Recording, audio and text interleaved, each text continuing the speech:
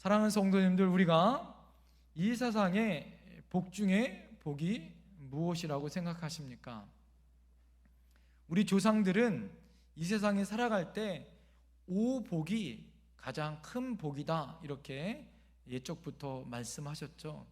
그런데 제가 곰곰이 생각해 보니까 우리의 복 중에 가장 큰 복은 만남의 복이 가장 큰 복인 것 같습니다.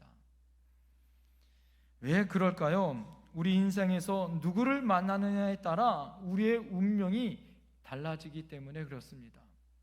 우리의 부모, 형제, 가족, 친구를 어떻게 만나느냐에 따라 우리의 배우자, 우리의 선배, 또 우리의 후배, 또 우리의 직장 동료를, 또 우리의 이웃을 누구를 만나느냐에 따라 우리에게 엄청난 큰 영향을 우리가 받고 살더라라는 거죠. 믿음 생활도 여러분 마찬가지 아닐까요? 성도님들은 목회자를 잘 만나야 하고 교회를 잘 만나야 합니다. 목회자도 마찬가지예요. 우리 사랑하는 성도님들을 잘 만나야 하고 또 교회를 잘 만나야 교회에 아름다운 하나님의 영광을 돌릴 수 있더라라는 거죠. 하나님께서는요, 우리의 만남을 통하여 믿음의 역사를 만들어 가십니다. 할렐루야. 그렇다면 우리는 참 복받은 거예요. 할렐루야. 왜 그럴까요? 우리 사랑하는 옆에 있는 분들을 만나 우리는 복받는 인생이 되었기 때문에 그래요. 한번 옆에 있는 분들과 다시 한번 우리 인사했으면 좋겠습니다. 당신을 만나 저는 복받았습니다. 시작. 당신을 만나 저는 복받았습니다. 할렐루야. 오늘 우리 하나님이 우리에게 주시는 이 만남의 복이 얼마나 소중한지, 그 중에 가장 중요한 만남이 있는데 그것은 바로 예수님과의 만남이더라. 할렐루야. 이 예수님과의 만남은 수없이 많은 사람들을 변화시켰고 예수님과의 만남을 통하여 인생의 놀라운 능력과 은혜를 받게 하였더라라는 거죠. 12사도가 그랬고요, 성경에 수없이 많은 사람들이 그랬고, 인류의 많은 위인들이 예수님을 만나 그들의 인생이 복을 받을 뿐만 아니라 인류를 변화시키는 위대한 하나님의 사람들로 쓰임받게 되어졌더라라는 거예요. 그런데 그들이 하나같이 예수님을 만났을 때 어떻게 만나는가를 잘 살펴보니까요, 그들은 어떤 예수님을 만났을 때의 그 모습이 형식적이거나 일시적이거나 표면적이거나 건성으로 예수님을 만나지 않았다라는 거예요. 그들은 모두 아주 예수님을 인격적으로 생생하게 개인적으로 친히 체험하면서 깊은 만남을 통하여 예수님을 만났더라라는 거죠. 그리고 그들이 그 만남을 통하여서 예수님을 자신의 인생에 모시게 되어지고 그 인생이 완전히 변화된 삶으로 살아가게 될 때 성공적인 인생이 되어졌다라는 거예요. 사랑하는 성도님들, 우리도 예수님을 진정으로 만날 때 그 생생한 만남을 통하여 우리 인생이 변화되어지고 성공적인 인생이 될 줄 믿습니다. 죽을 인생이 어떤 인생으로? 생명의 인생으로, 영생의 인생으로 바뀔 줄 믿습니다. 저주의 인생이 축복의 인생으로, 실패의 인생이 승리의 인생으로, 어둠의 인생이 빛의 인생으로, 무의미의 인생이 의미 있는 인생으로, 무가치한 인생이 가치 있는 인생으로 바뀔 줄 믿습니다. 누구와의 만남을 통해서요? 예수님과의 만남을 통해서 그렇게 될 줄 믿습니다. 오늘 본문에 등장하는 이 베드로라는 이 한 사람이 예수님을 통하여 그의 인생이 완전히 변화되어졌죠. 그는 여러 번 그의 인생을 살펴보면 예수님이 그때마다 그들을 만나주시고 그는 새롭게 예수님을 만나 그의 인생이 어떻게 해요? 예수님을 재발견할 뿐만 아니라 중요한 전환점을 맞이하게 되더라라는 거예요. 그러므로 베드로는 예수님의 만남을 통하여 어떠한 변화와 복을 받았는지를 오늘 본문을 통하여서 살펴보려고 합니다. 그 첫 번째 변화와 복은, 첫 번째, 예수님을 만나 베드로는 BC에서 에이드로의 새로운 변화를 겪었다라는 거예요. 예수님을 만나 베드로는 어떻게 변화됐다고요? BC에서 에이드로 새로운 변화를 경험했다라는 거예요. 베드로는 사실 그 전에도 예수님을 만난 적이 있어요. 오늘 본문에 나와 있는 말씀 전에 요한복음 1장을 살펴보면 베드로는 이미 예수님을 만났고 안 적이 있습니다. 그런데 수개월 전에 적극적으로 예수님을 따르지 않았어요. 별다른 변화도 없이 예전처럼 갈릴리 바다에 있었던 게네사렛 호숫가에서 변함없이 그물을 던지는 어부의 생활을 하고 있었습니다. 그러다가 오늘 본문의 사건을 계기를 통하여서 예수님을 인격적으로 깊이 만나는 사건이 있게 되어졌죠. 이 만남은요, 건성이나 표면적인 만남이 아니라 예수님을 체험하였고 영적인 만남이었다라는 거예요. 예수님을 재발견하는 시간이었고요, 하나님을 통하여서 예수님이 하나님의 아들이시오, 자신을 구원할 구세주인 전능하신 하나님의 아들이심을 그가 경험하는 만남이 되어졌다라는 거예요. 단적으로 그는 예수님을 부르는 변화로 오늘 우리가 살펴볼 수 있어요.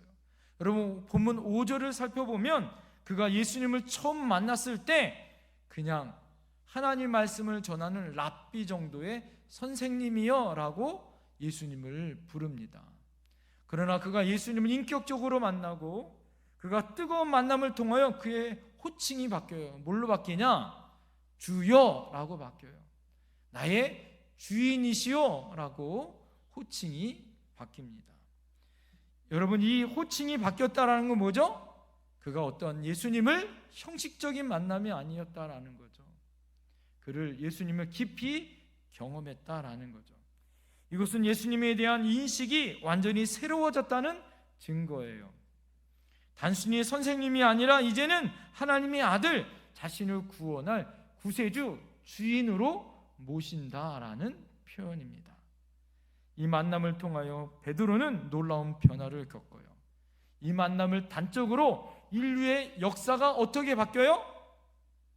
기원전과 서기가 어떻게 바뀝니까? 달력은 어디서부터 시작되어져요? 역사는 어디서부터 시작되어집니까? 예수님이 오시기 전 BC, 예수님이 오신 후 AD, BC, Before Christ, 예수님이 오시기 전의 시대 AD, 아노 도미니, 예수님 이후의 시대로 역사는 바뀌고 분기점이 되는 것처럼 베드로의 역사는 예수님을 만남이 전과 후가 완전히 바뀌는 만남이 되더라라는 거예요.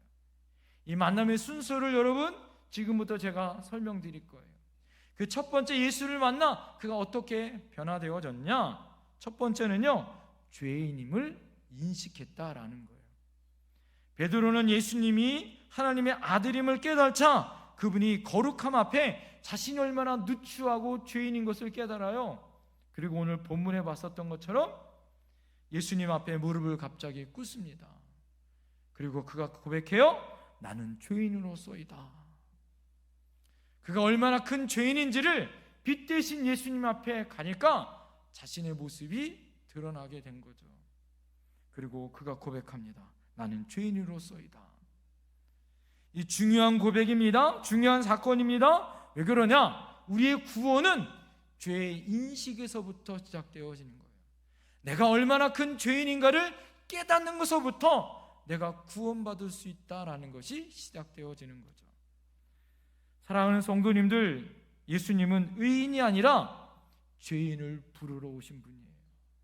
모든 인간은 죄인인데 죄인인 것을 의식하지 않고 스스로 어떻게 해요? 의인인 것처럼 살아요. 여러분, 지금 대선 후보들 잘 보세요.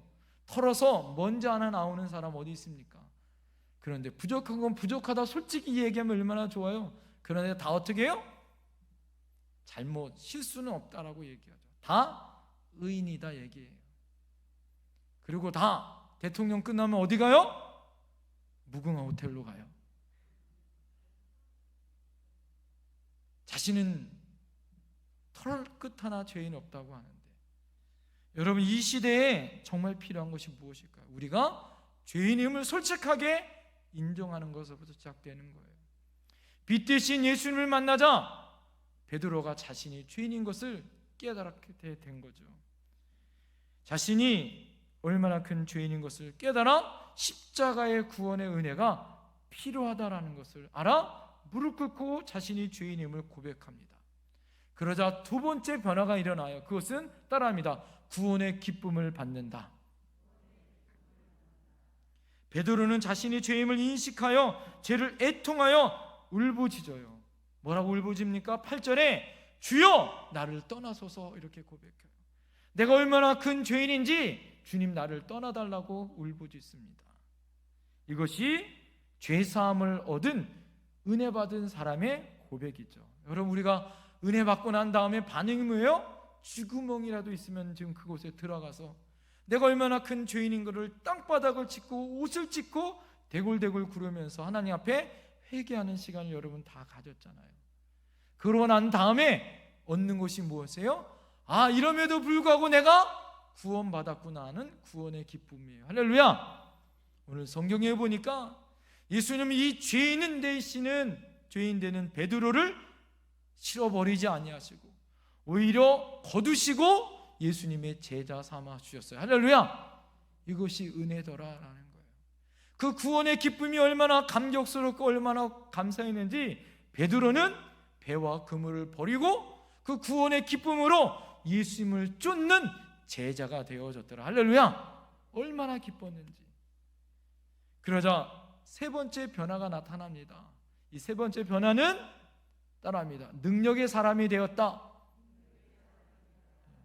베드로가 자기 딴에는 갈릴리 바다에서 잔뼈가 굵은 베테랑 아니겠어요?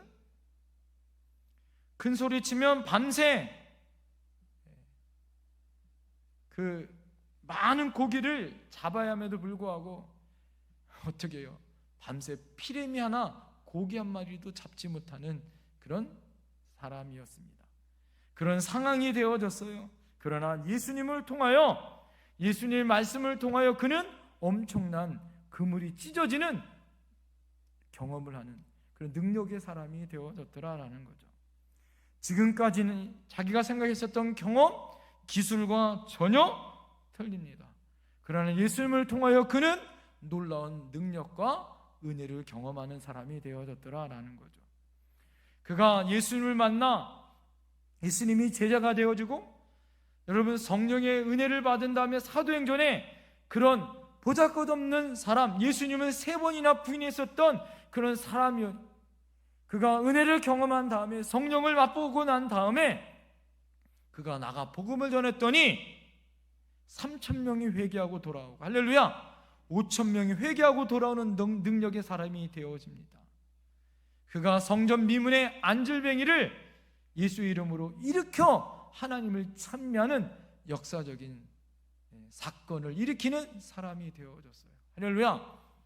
그가 복음을 전했더니 요바에서 성령의 역사가 나타납니다. 할렐루야. 그런 하나님의 사람이 되어졌고 능력의 사람이 되어졌어요. 그렇게 될 수 있었던 것은 예수님의 만남을 통하여 이루어졌더라 할 거죠. 그가 죄인임을 깨닫고 구원의 기쁨을 얻고 능력의 사람이 되어졌어요. 그런데 마지막 그가 완전히 변화된 사람은 무엇이냐? 그는 자신의 인생의 목적이 완전히 바뀌었어요. 완전히 변화되어졌어요. 그 전에 인생의 목적은 무엇일까요? 내가 오늘 하루 고기 얼마만큼 많이 잡는다. 그것이 인생의 목적일 수 있어요. 내가 그물을 던져서 오늘도 고기를 얼마나 큰 거, 그거 팔아서 사랑하는 아내, 사랑하는 장모님에게 귀여움받고 잘 먹고 잘 사는 그런 세상 사람들이 누리는 복락을 누리는 것이 인생의 목적일 수 있었을 거예요.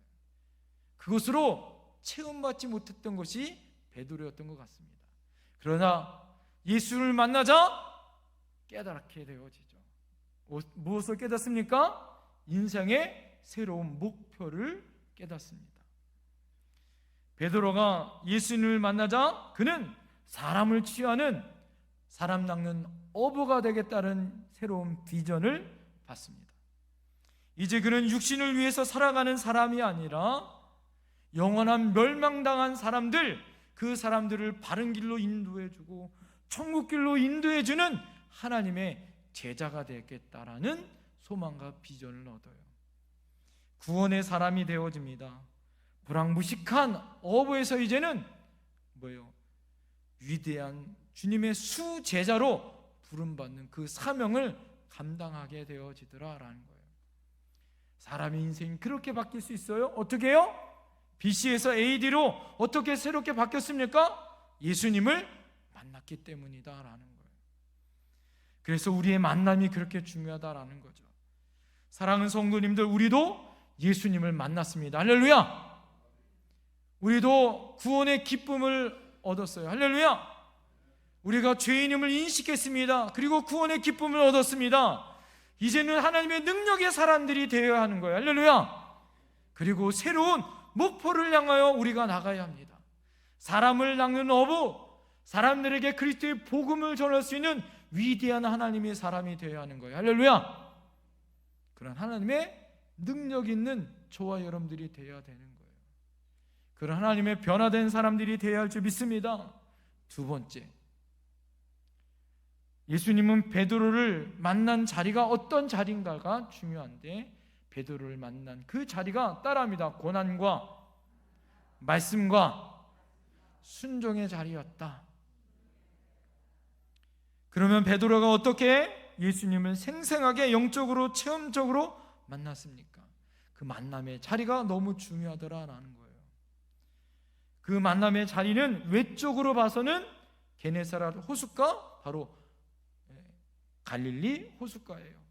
그러나 그 영적으로 보면 그것은 예수님을 만나 그의 인생이 변화된 자리예요. 복받은 자리예요. 그 복받은 자리가 어떤 자리냐? 첫 번째 따라합니다. 고난의 자리였다. 베드로는 밤새 고기를 잡았습니다. 그러나 고기 한 마리 잡지 못해요. 이것은 무슨 자리일까요? 실패의 자리였다라는 거죠. 바로 그런 상황에서 예수님을 뜨겁게 만납니다. 여러분, 고난은 우리가 힘겨울 때 오히려 이 고난이 우리에게 유익이 되어집니다. 인생이 잘 나갈 때는 교만하여 예수님이 보이지 않아요. 그러나 고난의 때에 예수님이 보이죠. 베드로가 그 전에 예수님을 알았고 보았지만 보지 못했습니다. 그러나 고난의 때에 실패했던 그 순간에 예수님이 보이기 시작한 거죠. 우리도 마찬가지 아니겠습니까? 우리가 코로나19 그 고난과 어려움이 있기 전에 이 예배의 자리가 얼마나 귀한 자리인지 깨닫지 못했어요. 오늘 우리 일부 예배에 우리 권사님 한 분이 오셨어요. 인근에서 이사를 오셨는데 그 권사님이 교회를 찾으려고 여러 군데를 알아보시고 서울에서 이사 오셨는데, 그러다가 저희 교회 영상 유튜브를 통하여서 이렇게 저를 설교를 계속 보시고 또 은혜를 많이 받으셨대요. 그래서 직접 찾아오셨더라고요. 그래서 서울에 가서 예배를 못 드리니까 우리 교회에서 예배를 드릴 수 있냐고, 그래서 예배 드리실 수 있다고. 근데 2부 예배는 사람이 많이 오니까 일부러 사람 없는 1부 예배 오셔서 예배를 드리시겠다고 오늘 1부 예배 오시고 저하고 만나고 돌아가셨어요. 그러면서 그 권사님 하는 말이 그런 얘기 하시더라고요.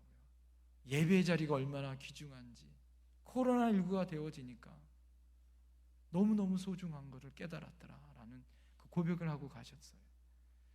사랑하는 성도님들, 우리가 이렇게 예배의 자리에 앉아서 하나님의 마음껏 찬양드리고, 할렐루야!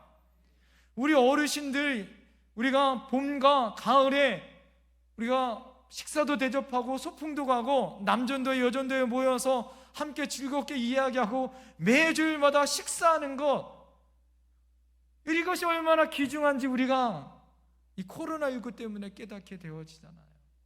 우리가 고난일 때, 어려울 때 얼마나 중요한지 그 가치를 깨닫는 것처럼 고난일 때에 우리가 예수님을 만날 수 있는 거다라는 거죠.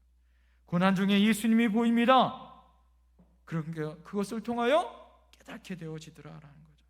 때로는 실패의 자리, 고독의 자리, 고통의 자리, 빈들일 때, 날이 저물어갈 때 그것이 오병이어의 기적의 자리고, 아무것도 할 수 없는 그 자리가 여호와 이레 하나님이 준비해 놓는 자리더라. 할렐루야. 하나님은 그때 일하시는 줄 믿습니다. 그때 역사하시는 줄 믿습니다. 그래서 우리는 따라합니다. 위기가 우리의 기회다. 그래서 원래 위기라는 말은 위험할 때 우리에게 기회가 되더라라는 거죠. 어떤 분들은 이 코로나 때 오히려 더 장사가 잘 되고 기회가 되는 분들도 있더라라는 거죠. 영어로 위기라는 말은 트레이시스입니다. 이 트레이시스라는 말은 원래 이 영어의 어는 분리되다, 또 나누다, 선을 긋다라는 어원에서 시작됐다라는 거예요. 이 트레이시스라는 말을 여러분 영적으로 우리가 볼 필요가 있어요. 왜 그러냐? 이 위기라는 트레이시스는 우리 인생의 선을 긋는 분기점이 되더라라는 거예요. 내가 지금까지 하나님을 만나지 못하고 예수님을 만나지 못했었던 우리의 삶이 이제는 트레이시스, 위기를 통하여 나의 삶이 분기점이 되는 거예요. 새롭게 예수님을 만나는 계기가 될 수 있다라는 거죠. 위기가 그래서 우리에게 뭐가 되어집니까? 기회가 되어지고 복이 되어집니다. 요즘 새벽마다 우리 야곱에 대해서 말씀을 우리가 보고 있잖아요. 야곱의 인생을 살펴보면 이것이 아주 극명하게 나타납니다. 야곱은 아버지와 형을 속여서 장자의 축복을 받습니다. 나중에 그 사실을 깨달았었던 형 에서가 이 야곱을 죽이려고 하죠. 그때 그의 어머니였었던 리브가와 이삭이 그를 리브가의 친정인 밧다마람 라반의 집으로, 오라버니 집으로 그를 피신시키죠. 밧다마람으로 그가 형을 피해 도망갑니다. 아마 밤이 낮도록 열심히 그가 밤을 새우면서 아마 달려갔을 거예요. 그동안은 어머니 보호 아래 살았지만 이제는 혼자 되어졌어요. 힘없이 빈들에서 캄캄한 밤이 되어서 지치고 또 지쳐서 잠을 청했습니다. 돌베개를 자고 잠을 잤어요. 그 순간 하나님이 그를 찾아와 만나주시죠. 바로 그때 꿈에서 하나님이 나타나 천사가 사닥다리가 오르락내리락하면서 하나님이 내가 너를 떠나지 않겠다. 아브라함의 하나님, 이삭의 하나님, 그 하나님이 내가 너를 결코 떠나지 않고 내가 너를 지켜주겠다고 하나님이 약속합니다. 그가 꿈에서 깨어 제일 먼저 하는 고백이 바로 창세기 28장 16절 말씀이에요. 야곱이 잠이 깨어 가로되 여호와께서 과연 여기 계시거늘 내가 알지 못하였도다. 이 고백을 해요. 여러분, 야곱은 그 전에 그의 할아버지 아브라함, 그의 아버지 이삭을 통하여서 하나님을 알았어요. 하나님을 믿었어요. 그러나 그가 이 빈들에서 정말 힘들고 어려운 그의 인생이 가장 위기 가운데 있은 그 순간에 하나님을 친히 만나고 경험하는 순간을 맛보게 되더라라는 거죠. 그때 하나님을 만나 이런 고백을 합니다. 여호와께서 과연 여기 계시거늘, 이 빈들일 때, 이 위기의 순간에 나와 함께 하시거늘 내가 깨닫지 못하고 알지 못하였다라고 고백하는 거더라라는 거예요. 여러분, 이것이 하나님을 새롭게 만난 계기가 되어졌다라는 거죠. 위기가 하나님을 만나는 기회가 되어졌다라는 거예요. 그러자 용기가 생깁니다. 그리고 돌베개를 기둥 삼아서 자기가 가지고 갔던 최고 그리고 최후의 기름을 부어서 하나님 앞에 예배해요. 하나님을 찬양합니다. 그리고 결단하여, 그리고 담대한 믿음으로 밧다마람으로 가죠. 그리고 그가 20년 동안 힘들고 어렵지만 그 믿음을 지켜요. 그리고 다시 베델로 돌아옵니다. 그럴 때 하나님이 그를 큰 부자와 큰 민족을 이루는 12지파의 아버지의 축복을 그가 받아요. 위기 속에 만난 하나님을 의지할 때 그는 복이 되더라라는 거죠. 다윗도 마찬가지입니다. 10년이 넘게 그의 장인 어른이었었던 사울이 자기를 죽이려고 얼마나 자객을 보내고 얼마나 괴롭혀요. 침을 흘리고 미친 사람처럼 골리앗을 죽였었던 블레셋에 가서 자기 목숨을 2번씩이나 구걸합니다. 그 위기 가운데 하나님을 만나주셔서 그 위기 가운데 만나주신 하나님을 그가 시편 18편에 이렇게 고백해요.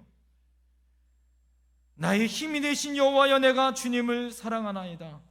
여호와는 나의 반석이시오 나의 요새시오 나를 건지시는 이시오 나의 하나님이시오 나의 피할 바위시오 나의 방패시오 나의 구원의 뿌리시오 나의 산성이시니이다. 그가 하나님 앞에 위기 가운데 만날 때마다 그 고백을 하고 믿음을 지켰더라라는 거예요. 다윗은 고난과 위기 가운데 하나님을 만났다라는 거죠. 사랑하는 성도님들, 혹시 여러분이 실패했다고 낙담하지 마십시오. 고난이 있다고 좌절하지 마세요. 오히려 그때가 하나님을 만날 때예요. 할렐루야. 그때 여러분 기다리면 하나님이 만나 주십니다. 하나님이 베드로를 찾아오신 것처럼 우리를 찾아오실 줄 믿습니다. 할렐루야. 베드로의 빈배가 만선이 되어지는 기적을 체험했던 것처럼 우리의 위기가 하나님의 능력을 체험할 수 있는 기회가 될 줄 믿습니다.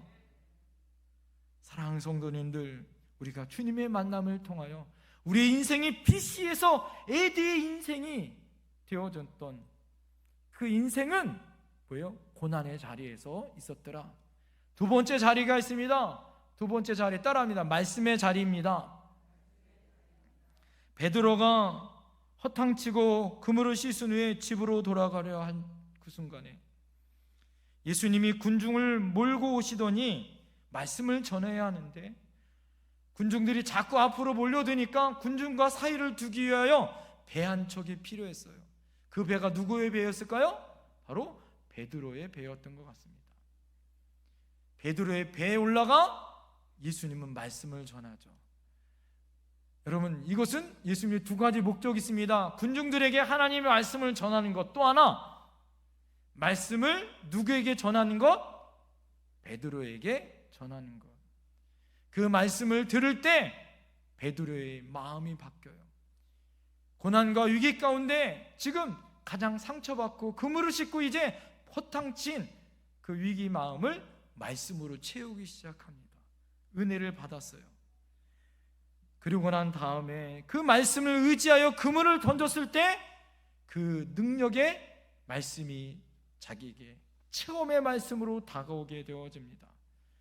베드로는 말씀을 듣다가 새로운 예수님을 만나 이전에 만났었던 예수님이 아니라 나를 만나 주시기에 찾아왔었던, 죄인을 만나기 위해 찾아오셨던 예수님을 만나게 되어져요.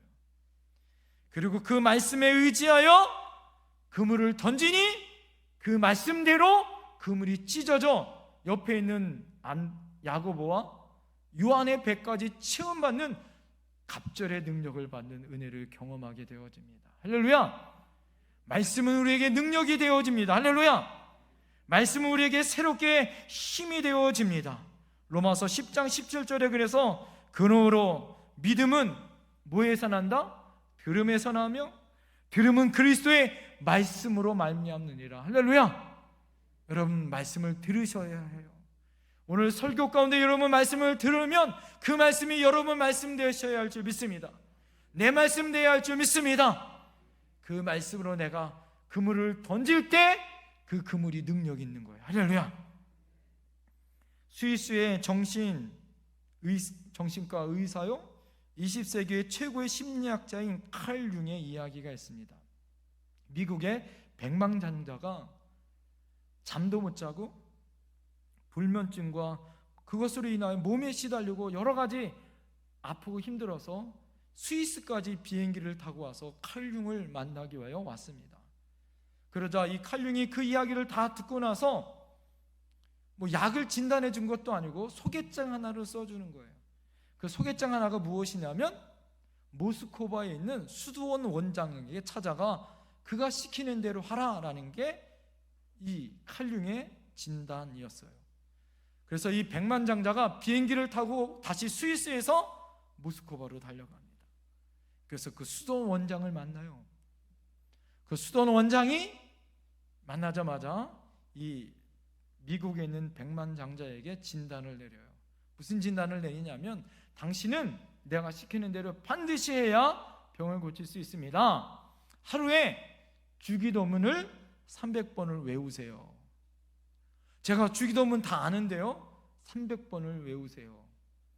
알겠습니다. 그리고 하루에 300번을 외웠어요. 그리고 그 다음날 가서 제가 300번을 다 외웠습니다. 그랬더니 그 원장이 다시 한번 이렇게 얘기하는 거예요. 이번에는 600번을 외우세요. 그 다음날 다시 600번을 외우는 거예요. 그것이 하루에 300번이 점점 많아지면서 6,000번까지 외우게 시킨 거예요. 6,000번. 그런데 이 백만장자가 돈이 없어요? 자존심이 없습니까? 명성이 없어요? 그럼에도 불구하고 그 말씀에 순종한 거예요. 세계에 가장 권위 있는 칼 융, 그 정신과 의사가 나에게 진단을 내렸고, 그 진단을 내린 수도원 원장이 나에게 시켰더니 나는 그 말을 순종해야 된다고 자기 자존심 다 내려놓고 6,000번을 했는데, 6,000번을 하는 순간 어떻게 해요? 잠이 오기 시작해요. 마음이 편안하기 시작합니다. 자기의 인생의 눈이 열리기 시작한 거예요. 할렐루야. 병이 고침받았더라. 할렐루야. 말씀의 자리에 있는 순간 하나님은 그 말씀 가운데 능력을 주셔요. 기적을 주시는 줄 믿습니다. 마지막 세 번째, 따라합니다. 베드로는 순종의 자리에 있었다. 예수님이 베드로를 찾아오는 자리는 고난의 자리였지만 그곳에서 말씀을 주시고, 세 번째로 그 말씀을 순종하였을 때 하나님의 능력이 완성되어졌습니다. 4절에 예수님의 명령이 무엇이에요? 깊은 데로 가서 그물을 던지라 이거예요. 원래 베드로는 어부 아니에요. 그물은요, 특히 고기는 언제 많이 잡히냐면 밤에 많이 잡혀요. 그런데 낮에는요 고기가 안 잡힙니다. 그리고 낮에는요 그물을 치려면 깊은 데가 아니라 낮은 육지 연안에 가서 그물을 던져야 한다라는 거예요. 그런데 베드로는 자신의 지식, 경험을 내어놓고 오늘 뭐라고 얘기합니까? 오늘 5절에 선생님, 우리들이 밤이 새도록 수고하였으되 잡은 것이 없지만은 오늘 말씀에 의지하여 내가 그물을 내리이다. 6절에 보면 뭐예요? 순종하자 어떤 일이 벌어집니까? 그렇게 하니 고기를 잡은 것이 심이 많아 그물이 어떻게 찢어지는지라. 여기 보면 그렇게 하니 라는 말로 바뀌면 순종하니 라는 말이에요. 예수님의 말씀이 있자 그 말씀에 순종하여 깊은 곳에 그물을 던지니 하나님의 은혜와 기적을 경험하게 된다라는 거예요. 사랑하는 성도님들, 하나님의 말씀은 진리예요. 생명입니다. 하나님의 말씀은 순종할 때 우리 안에 이 능력을 경험할 수 있는 거예요. 그러므로 말씀을 순종하는 진리를 우리가 따르기 위해서 무슨 말씀이든지 하나님 말씀에 순종해야 될 줄 믿습니다.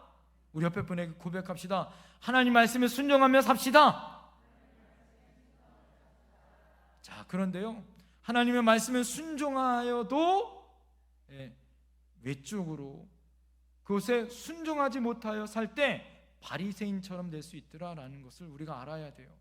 오늘 예화 하나만 하고 오늘 말씀 마칠 텐데요, 미국에 있는 한 선교사님이 아프리카로 선교를 떠났는데 그 지역이 식인종이 있는 지역이었어요.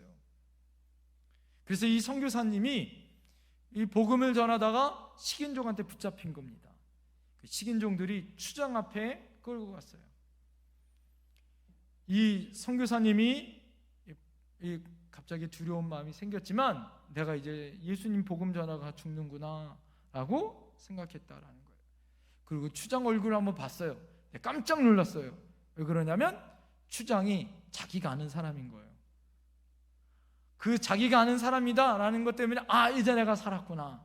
왜 그랬냐면 그 추장이 누구냐면 자기가 신학교를 다닐 때 이 추장이 그 신학교의 동기였던 거예요. 아프리카에서 복음을 전했던 그 전에 있던 어느 선교사님이 이 아프리카에 있는 한 사람을 미국에다가 선교사 훈련을 시키기 위해서 신학교를 보냈는데 이 붙잡힌 선교사님과 그 아프리카 있는 그 추장이 같이 신학교에서 공부를 했었던 동기인 거예요. 너무 반가운 거죠. 추장에게 나를 아냐고. 그랬더니 마침 추장이 안다라는 거예요. 그러자 이 선교사님 이제 내가 살았구나. 안도의 한숨을 내셨다라는 거예요. 그러고 나서 이 선교사님이 그렇게 말했대요. 신앙 공부까지 하고 돌아왔으니 그동안 많은 변화가 있었겠군요 라고 기대하며 얘기했대요. 그랬더니 이 추장이 이렇게 말했다고 합니다. 많은 변화가 있었죠. 그전에는 사람을 그냥 잡아먹었지만 이제는 식기도를 하고 잡아먹습니다. 이렇게 얘기했다라는 거예요. 사랑하는 성도님들, 말씀은 배웠지만 자기 종족에게 가서 자기가 지도자로 살면서 그냥 예전의 풍습과 문화 그대로 타협해버려 오히려 겉모습은 변했지만 속사람은 변하지 못했었던 이 아프리카의 추장이 우리의 모습은 아닌가라는 거죠. 우리가 말씀대로 예수님에게 죄인인 우리가 구원의 기쁨을 얻고 능력을 받고 우리 인생의 목표가 결정됐다면 오늘 여러분 우리가 오늘 이 시간에 이 고난의 자리, 이 코로나19로 힘든 우리의 고난의 자리가 우리가 말씀의 자리로 바뀌어지고 이 말씀의 자리에서 순종의 자리까지 가야 할 줄 믿습니다. 그럴 때 우리 삶이 실패의 인생에서 승리의 인생이요, 어둠의 인생에서 빛의 인생이요, 저주의 인생에서 축복의 인생이 될 줄 믿습니다. 모두 다 순종하며 사시는 저와 여러분들 되어야 할 줄 믿습니다. 기도하겠습니다.